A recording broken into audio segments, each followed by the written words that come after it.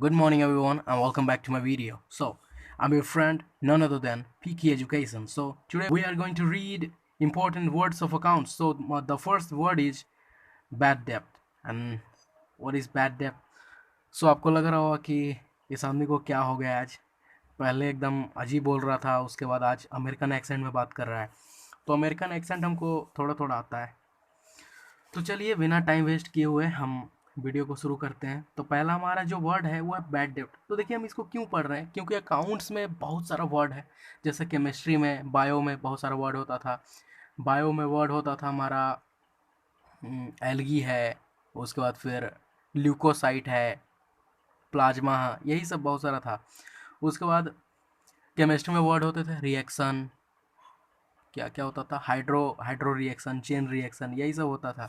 लेकिन इसमें भी वर्ड है जैसे बैड डेप्ट है, ये आपको फाइनल अकाउंट्स में देखने को मिलेगा, डिप्रिसिएशन में देखने को मिलेगा। तो इसको पढ़ते हैं और आगे हम अब जल्दी जल्दी क्लास को कंटिन्यू करेंगे, क्योंकि 11th का सिलेबस भी ख़त्म करना है। हमारा 10th का तो वीडियो आ ही रहा है। तो चलिए इसको हम पढ़ते हैं। तो पहला है बैड डेप्ट है। बैड डेप्ट क्या कहता है? The dept which has been कोलाप्स्ड due to any reason is called bad डेप्ट। अब देखिए इसको ऐसे समझना मुश्किल है, मुश्किल से समझेंगे। इसको एक कहानी सुनाते हैं। देखिए कहानी लेके चलते हैं 2000, हम 2000 आपको लेके चलते हैं 2005 में लेके चलते हैं आपको। देखिए 2005 जो साल था ना, वो बहुत अच्छा साल था और कहें तो बहुत बुरा भी साल था एसबीआई के लिए। तो 2005 में क्या होता है, एक आदमी था विजय माल्या नाम का, वही चोरा। तो विजय माल्या चोर जो था वो 2005 में एसबीआई में गया। तो बोलता है जाके कि एसबीआई भैया, हमारा 5,000 करोड़ के लोन नहीं था वह। तो जाते हैं तो क्या बोलते हैं, 2 लाख 3 लाख के, बड़ी तो 10 लाख रुपया के लोन लेते हैं। लेकिन गया तो बोला कि हमको 5,000 करोड़ के लोन दे दीजिए, 5,000 करोड़ के। कितना ज़्यादा पैसा ले लिया। अब ले लिया, अब चला गया लेके। अब एसबीआई वाला तो सोचा हुआ कि 2-4 साल में दे देगा। अब विजय माल्या 2010 में आया। अब आता है, बैंक वाला तो यही खुश हो रहा था सोच के कि पैसा दे देगा। गया, स्प्राइट मंगाया, चाय पिलाया उसको, दाल मोठ खिलाया। तो ये सब बुला के, पिला उला के, सॉरी, ये सब पिला उला के, और एसबीआई पूछता है माल्या जी पैसवा नहीं देवा। तो माल्या बोला ना, भागा जा रही है। तो विजय माल्या यही सब बोलता है। बैंक वाला तो खतुआ जाता है, वो भी बोलने लगता है कि सर सर पैसा दे दीजिए, देखिए 5,000 करोड़ आप ले लिए हैं और दे नहीं रहे हैं, तो मेरा भी तो बैंक बंद हो जाएगा। तो बोल रहा था कि भागल थोड़े नहीं जा रहे हैं, दे देंगे। तो बोल दिया दे देंगे। अब क्या होता है 2010 में, अब वो बोलता है ना कि अभी पैसा नहीं देंगे, देंगे तो बाद में, पहले 4,000 करोड़ का आप और दिवाइए हमको पैसा। 4,000 करोड़ आप हमको और दीजिए, तो हम आपको पैसा देंगे, 9,000 करोड़ मिला के। तो बैंक वाला तो ऐसे ही खौफ में था कि अगर नहीं देंगे तो लेके भाग उग जाएगा, तो क्या करेंगे फिर इसका। दे देता है 4,000 करोड़, बेचारा डर के। विजय माल्या एकदम लेके चल जाता है अपना। अब 2010 में 4,000 करोड़ फिर ले लिया। कितना का लोन है? 9,000 करोड़ का। अब देखिए ट्विस्ट आता है। 4 साल तक विजय माल्या का जब भी फ़ोन आता है बैंक में, मतलब विजय माल्या को जब भी बैंक फ़ोन करता है एसबीआई उसके घर में, जानते क्या बोलता है? हाँ, भागे जा रही है, देवे ना बाद में, ऐसे बोलता है। मतलब बोलता है कि भागे थोड़ी ना जा रहे हैं, दे देंगे। अब देखिए क्या होता है, 2000 आता है, 2014 मोदी जी का टाइम, मोदी का गवर्नमेंट बना, मतलब बीजेपी का गवर्नमेंट बना इंडिया में। प्रधानमंत्री बन गए नरेंद्र मोदी। अब जैसे ही नरेंद्र मोदी प्रधानमंत्री बने, विजय माल्या को लगने लगा डर कि अब क्या करेंगे, अब तो मोदी पकड़ लेगा, क्योंकि ये एकदम आदमी है खतरनाक वाला।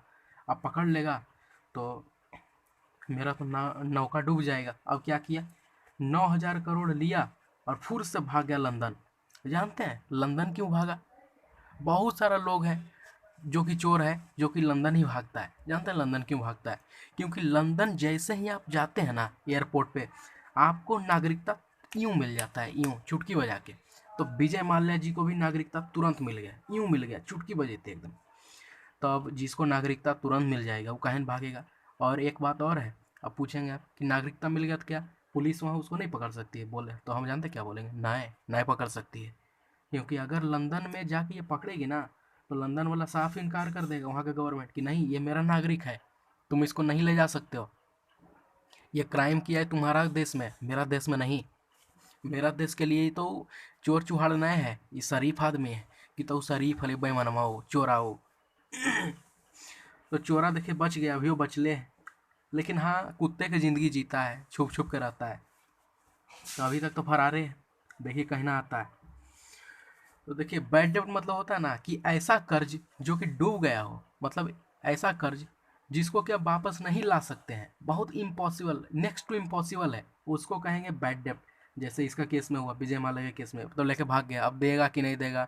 एसबीआई का पैसा अभी भी 9,000 करोड़ रखा हुआ है। तो एसबीआई के लिए तो क्या हुआ, बैड डेब्ट हुआ। मतलब बैड डेब्ट सिंपल समझिए, एक ऐसा कर्ज जो कि डूब गया हो, दैट डेब्ट विच हैज बीन कोलाप्स्ड, मतलब कि डूब गया हो, जो कर्ज डूब जाता है उसको ही कहते हैं। और किसी कारण से डूबता है, ड्यू टू एनी रीजन, किसी कारण से डूब गया, उसी को बोलते हैं बैड डेब्ट। तो हमारा बैड डेब्ट देखिए खत्म हो चुका है। अब हम आते हैं दूसरे अपने इंपॉर्टेंट वर्ड पे। दूसरा है इंसॉल्वेंट। इंसॉल्वेंट का मतलब ही समझिए होता है दिवालिया, बैंकरप्ट। बैंकरप्ट जरूर सुने होंगे कहीं ना कहीं, अगर नहीं सुने तो हम बता देते हैं। देखिए अब इस पे भी एक स्टोरी चलता है। इस पे देखिए कहानी क्या कहेगा। तो देखिए कहानी कुछ इस प्रकार है कि हमारे ही ट्यूशन में एक वेंकी नाम का स्टूडेंट पढ़ता है। वेंकी एक दिन क्या करता है कि सब बच्चों को बोलता है कि हमको 500-500 रुपया दे दो, और मेरे ट्यूशन में स्टूडेंट है 40 गो, तो 40 से 500-500 ले लेता है। कितना हो जाता है पैसा उसके पास, 20,000। अब 20,000 ले लेता है, बहुत खुश हो जाता है, और 4-5 दिन तो ट्यूशन आता है, लेकिन उसके बाद से आना बंद कर देता है। और लगभग लगातार 1 महीना नहीं आता है। तो सब समझ लेता है कि नहीं, वेंकी लगता है फरार हो गया है, मेरा पैसा डूब गया। लेकिन कुछ दिन बाद वेंकी मिलता है बाजार में चाट खाते हुए। अब जैसी चाट खा रहा था तो सब बच्चा देखा उसको, पकड़ा, ये फेंक फेंक फेंक चटवा फेंक, दे हमारे पैसवा दे पैसवा दे। सब बोल रहा हमारे 500 दे, हमारे 500 दे। वहीं बोल रहा ना, ये पैसा हको 10-20 रुपया चाट हम खा रही हो लज खाली। तो बोल रहा है कि पैसा किया क्या। तो वहीं जवाब देता है कि नहीं, हम तो मोबाइल खरीद लिए OnePlus का। तो बोलता है फोन में बेच। तो वहीं फिर बोला फोन तो टूट गया, फ़ोन तो टूट गया, बाइक चला रहे थे, फ़ोन गिर के टूट गया, मिला भी नहीं हमको। अब बोलता है फिर सब कि जाओ तो किडनी बेचो। तो वेंकी बोलता है किडनी कैसे बेच देंगे, अब जब कमाएंगे तो दे देंगे। तो बोलता है, सब लोग बोलते हैं कि नहीं, उतना कोई नहीं रुकेगा, जाओ तुम पैसा दो हमको। तुम लिया था क्यों, जब तुम्हारा सोर्स ऑफ इनकम कुछ नहीं है तो तुम लिया क्यों। तो वेंकी क्या करता है, कोई रास्ता नहीं है, अगर वहाँ 2 मिनट भी और रुकेगा तो पकड़ के उसको कूट देगा, सब 40 मिल गए। लेकिन वेंकी रुका नहीं, समझदार था, भागते भागते चला गया पुलिस स्टेशन। अब पुलिस स्टेशन में वेंकी जाके बोलता है पुलिस के पास, हाहार के एकदम कांपते हुए बोलता है, रोते हुए कि पुलिस जी देखो ना, कि ऐसे बोलता है, दरोगा जी देखो ना, हमारा सब तंग कैले है 40 मिल के, हम कर्जा लिए हैं इन लोग से 20,000 रुपया, और बोल रहा है कि जाओ तुम किडनी बेच दो। तो पुलिस इंस्पेक्टर सब सारा बात को समझता है पहले, फिर बोलता है नहीं नहीं, ये कैसे हो सकता है, किडनी कैसे बेच सकता है, किसी को किडनी बेचने का अधिकार नहीं है, कर्जा के लिए वो भी। तो पुलिस समझाता है सबको, फिर बोलता है कि तुम एक काम करो, तुम इन सब से पीछा ऐसे ही छोड़ा सकते हो कि तुम इंसॉल्वेंट घोषित हो जाओ, तुम दिवालिया घोषित हो जाओ, तुम अपने आप को ये बोलो कि हम, तुम सबको ये बता दो पूरी दुनिया को कि तुम बैंकरप्ट है, तुम एकदम कंगाल हो चुका है, तुम लंगा हो चुका है, ये बता दो सबको, तुम बैंकरप्ट है। तो बैंकी बोलता है कि हाँ हम तो बैंकरप्ट है। कोई कंगाल मिल जाए रोड पर तो आप उससे मांगिएगा पैसा, चाहे वो आपका करोड़ों का संपत्ति लेके भाग जाए, कुछ बोलिएगा नहीं ना उसको, तब वही बैंकी भी बच गए।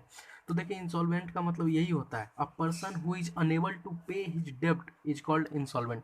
ऐसा पर्सन या एक ऐसा व्यक्ति जो कि अपने कर्ज को देने में असमर्थ है, अनेबल है, असमर्थ है, नहीं दे सकता है, इज कॉल्ड इंसॉल्वेंट, उसको दिवालिया कहते हैं, बैंकरप्ट कहते हैं। जैसे कि हमारे मुकेश अंबानी के भाई भी थे, क्या तो नाम भी था उनका, कौन अंबानी, तो वो भी इंसॉल्वेंट है वेंकी की तरह। तीसरा जो हमारा है वो है डेप्रेसिएशन। डेप्रेसिएशन का हिंदी होता है हरास।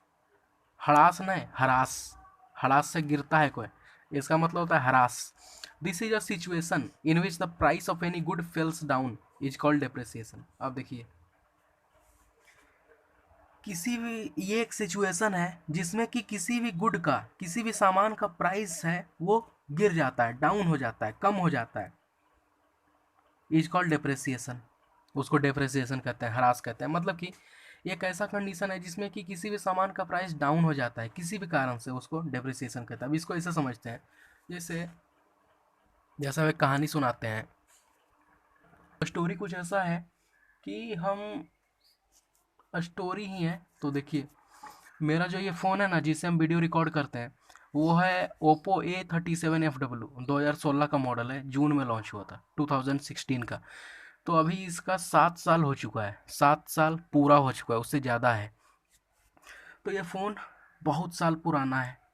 तो अब इस फ़ोन का वैल्यू कितना है? अच्छा, हम खरीदे थे इसको कितने में? 10,000 रुपये में। उतने साल पहले, 7 साल पहले 10,000 रुपये में खरीदे थे, आप सर्च कर सकते हैं।